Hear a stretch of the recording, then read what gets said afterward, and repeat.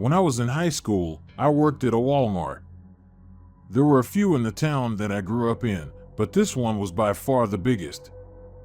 It was also generally the easiest to get to because several huge roads ran right by it. Because of that, working as a cashier, you saw all sorts of people at all stages in their lives. Most people are nice enough, but every now and then you'd get somebody that just made you wonder about them. I was working later than I normally did one night because the Weather Channel was calling for snow late that night and school had been canceled. Great, I didn't mind, I could use the hours. It was slow though, because the normal pre-snowstorm rush had already been through and now people were just holed up at home waiting for the storm. I was on one of the express lane registers and finally had customer come up. He only had a few things, but the first red flag was the way that he put them up on the counter. Normally when you only have a few things, you just set them up all at once, right? He held them out to me individually and would make sure that his fingers touched mine when I took them from him.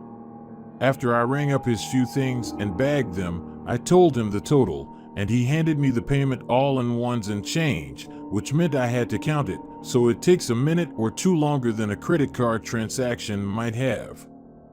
In that time, he's trying to make conversation about how he was just at the club, with all the ones he had, and the amount of meth it looked like he consumed on a daily basis. I can imagine what club it was. All the girls had turned him down, so now he was just going to have to go home all alone and eat a sandwich on his own. I made some sort of sympathetic noise, finished counting, and tried to give him his change and receipt. He made no move to get them from me, and instead kept on talking about how they taste so much better with someone else. Getting nervous, I made some sort of comment about me being underage because with the way he was looking at me, I was pretty sure he was referencing me. Then, he leaned across the register, ran his tongue across his nasty teeth, and said, "Well, honey, that don't matter unless someone tells."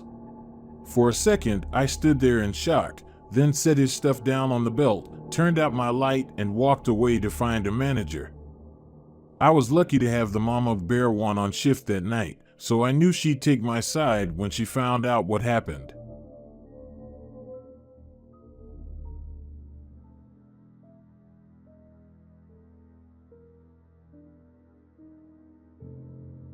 I'm a psychiatric nurse working in an older unit of a bigger hospital. We're pretty well distanced from the main hospital building, and there's not much around us apart from a car park, some trees, and an admin building just down the road. I was on night shift when this happened. There's usually skeleton staff on over the night, 2 trained nurses and 3 or 4 nursing assistants.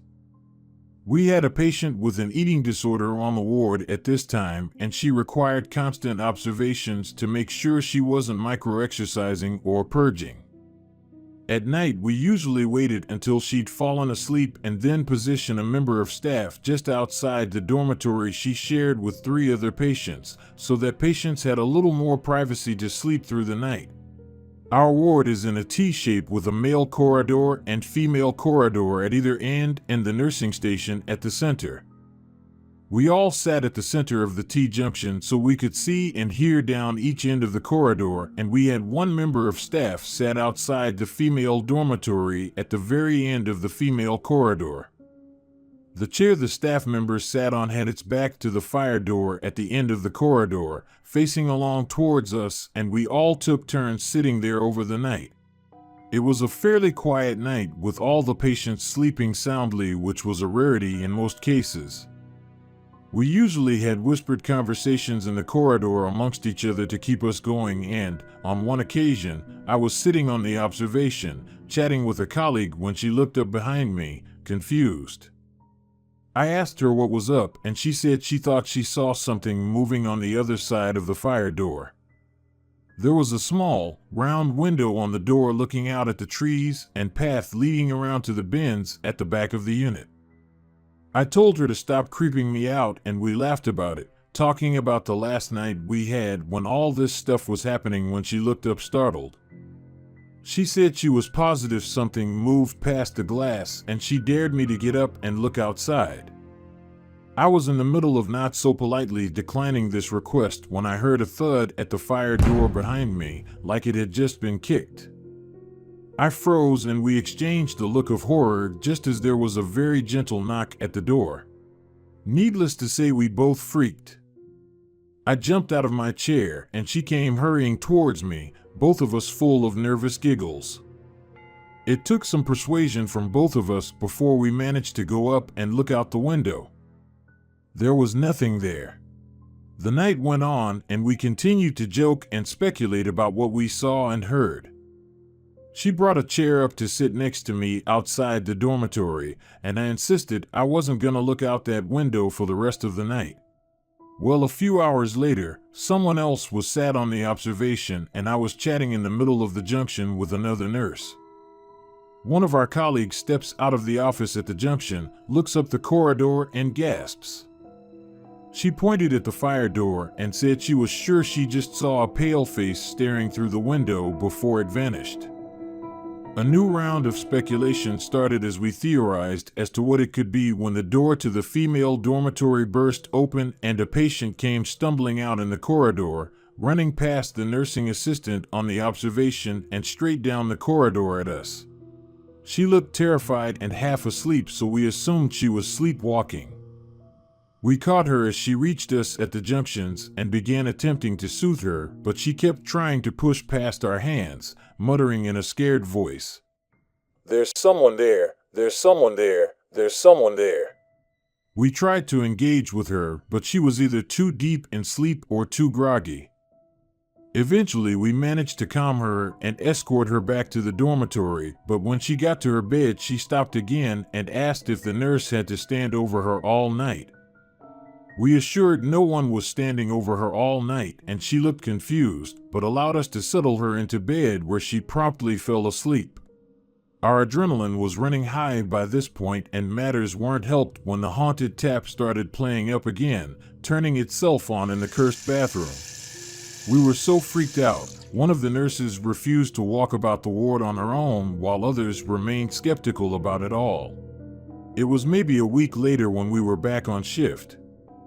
We had the same setup with one member of staff sat alone at the observation and the rest of us in the middle of the corridor when a nursing assistant, who hadn't been there the first night, stepped out of the office behind us and shouted, "Who the fuck is that?"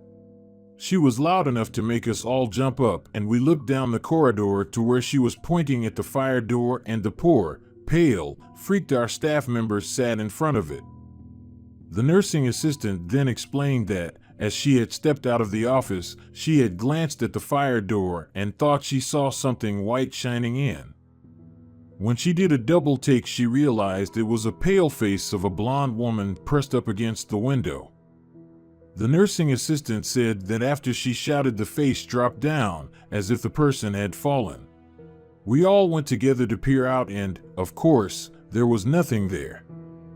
I called the site manager. There was always one manager on call at night to handle any big issues, and suggested there might have been a person going around the building and looking through the windows. She didn't seem all that concerned with the story and just suggested no staff leave the building until morning. Of course, a paranormal encounter isn't the only explanation for this. A living, breathing person going around staring through our windows was creepy enough, especially since that fire door didn't have a lock and was often blown open by the wind. Another week or so passed and different staff rotated on shift. I told one of the nurses all the stories of what had happened to us on shift, and she was petrified, saying that she always got an eerie feeling on the ward at night. Later that night, a member of staff from another ward on the unit popped in to borrow something. He had worked at the hospital for almost 30 years and had been in every ward on the unit at some point. The nurse I was working told him she was freaked out and asked if he had experienced any hauntings on the ward. He seemed amused and asked, "Like what?" She told him about the tap turning on and off and the patient claiming there were spirits in the mirrors. He seemed skeptical and shrugged it off, but agreed that was a new one to him.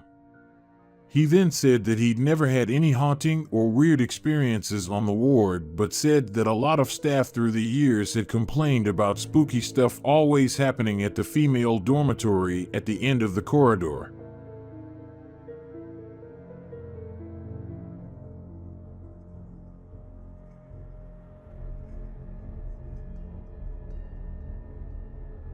My boyfriend and I live alone, and we both work weird hours. He leaves for work around 10:30 p.m. and I leave around 4 a.m. It's starting to get cold outside, and I drive a 30-year-old Honda, so it takes a while to warm up. One morning, I went outside around 3:45 a.m. to start my car so it would be warmed up by the time I was leaving for work. When I went outside to start my car, there was nobody else outside and no other cars that I could see besides the ones parked in my neighbor's driveways. There was not a car parked in front of my house. Then at 4 a.m., it was time for me to leave. I got all my stuff ready and was walking to my car, and as I'm walking I hear a man yell, "Hey!" I ignored it because obviously it's 4 a.m. and dark outside, and I am a female. I noticed his car was parked directly in front of my house, which is honestly weird to me by itself. So then again he yelled "Hey," but was a bit louder this time. I still refused to even look in that direction and pretended I didn't hear him. He yelled over and over again, "Hey, can I get a jump?" asking me to jump his car. He kept getting louder each time and seemed like he was starting to get frustrated.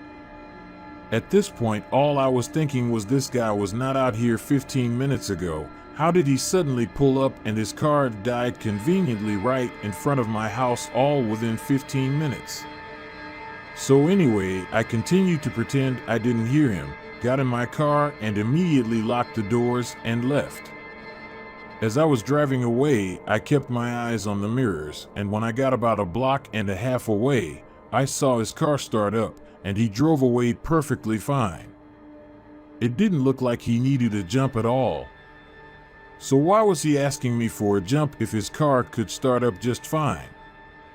What would have happened if I actually did go try to help? I could be overreacting, but to me the whole situation seemed suspicious. My grandma always said a man would never ask a woman for help, especially with a car.